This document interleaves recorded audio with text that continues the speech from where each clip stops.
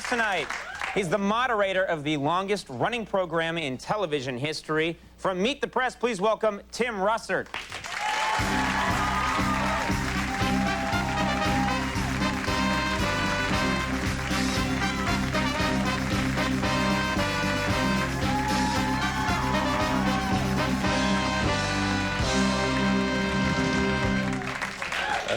They can use these in Washington.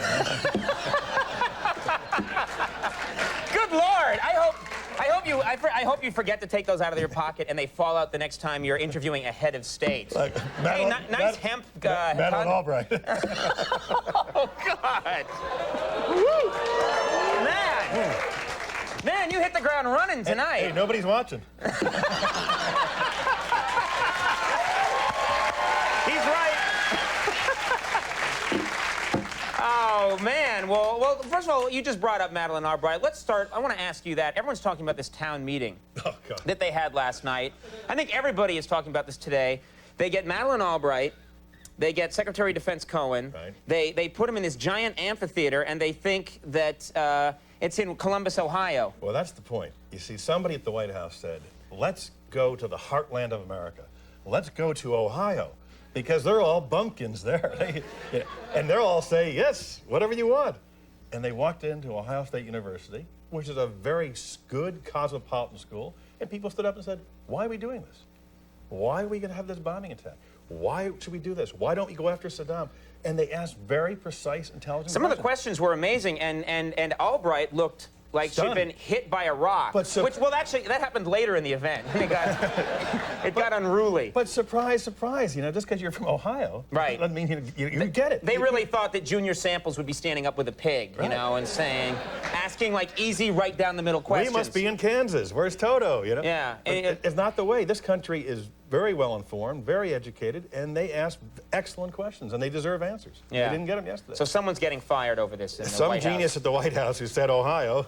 Right. Excellent. Right. Because we need a writer here. Unemployed. Now, yeah. Now, I want to ask you, with all this stuff happening in the news lately, the news is getting incredibly racy, and news figures are having to, on the air, talk about oral sex, what constitutes, adultery. What do you say? I know you have a son who's like 12 years old. Do you let your kid watch the news? Does he ask questions? What's going on? Well, I tried to finesse it when we were talking about the alleged dress of Monica Lewinsky. I said that was stained with DNA. Right. Luke kept saying, DNA? Right. Be precise. What are you talking about? And your mother, could you please answer this question? Your boy wants... But it's so difficult, Conan. Saturday, we're working on a science project. And with your son? Yeah, something for it's school? his project, yeah, with his buddies. And he has electromagnets and whether the electromagnets help plants grow. And he said, Dad, this is really boring. And I said, you know, it's a science project. You know, they're by nature boring, but you got to go through the hoops at school. Right. You get it. He said, well, can I do an interesting science project? I said, your call. You know, think of something interesting and we'll sell it to the teacher. Right. He said, why don't we do one on Bill Clinton's girls? I said, what? He goes, yeah, you could compare the eyes, compare the hair, compare the... He said, I would love to see that. That's a great idea. I said, you should write for Conan O'Brien. Yeah. We just could find another writer. This is going really well. This is a 12-year-old kid. Yeah. And they're asking, he went to his first boy-girl party. Right. And on the way out there, he and his friends are talking about these kinds of subjects. It makes it rough being a dad. Yeah, but in a way, they know more than you think they know. They know more than I knew when I was 12, I'll tell you that. Yeah, they know more than I know now, which is really sad. The president this is something, and I've heard you discuss this on the air, but I haven't had an adequate answer yet. The president is more popular now than he ever was before. The more allegations that come out about his private life, the more people seem to like him. Why?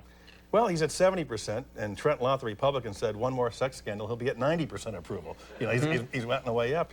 But the most interesting thing is, if you look at who is giving him a favorable rating, for the first time, Southern white men are now in his corner.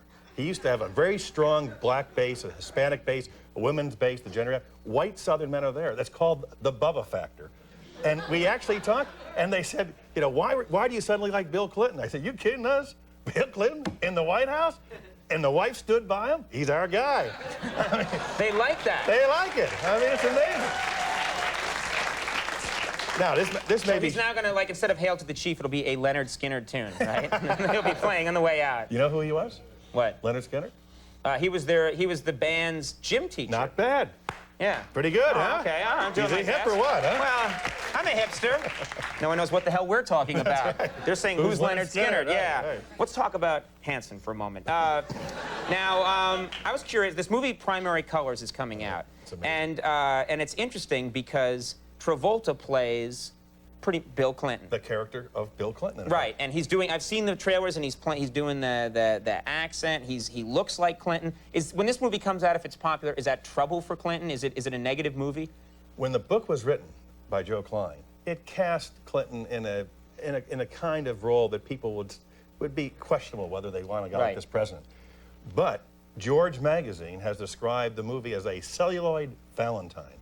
And they say the reason why is that Travolta came to the White House to meet the president and watch him work. And the president said, I want to help you with Scientology, which is Travolta's religion. And they're having a problem in Germany over it. Where it's not considered a religion, right? And people can't be involved in politics if you're a Scientologist. And Travolta said, my God, he seduced me. I couldn't figure out, everybody warned me that Clinton would seduce me. And he did. I've been seduced. That's disgusting. And now, and now they say that the movie is very favorable to Clinton, and anyone who watches it is going to come favorably disposed, and Travolta admits it. Maybe that's why they like. It's like you got to admit he's good. He's just a really good politician. He can, you know. I asked Sandy Berger, the national security advisor, about this on Meet the Press. You know, and most of the times these guys are all primed for the questions and all prepped. Right. Iraq, let me tell you, Tim, we will meet with all determined strength, and Saddam Hussein. I said, let me ask you a question. It says in George magazine that you briefed John Travolta on behalf of the president. Were you trying to soften him up for his movie role? And Sandy Berger's sweating and moving around. No, I was trying to get my kid's autograph. Is this Meet the Press? Do you believe in conspiracy theories? Is this interview over? Okay, Amazing. So, yeah, I think we're onto something. That's what's going to bring down the administration. I think this show could lead the investigation into this. This show will do no such thing because nobody's watching. All right. Meet the Press is on NBC every Sunday, and the Tim Russert Show, which I've been on, which is a really fun show to do on CNBC Great. at 6 and 10 p.m. every Saturday and Sunday. You're a really fun guy to talk to. Thank you for making the time. Tim Russert. Alan Colbert's coming up.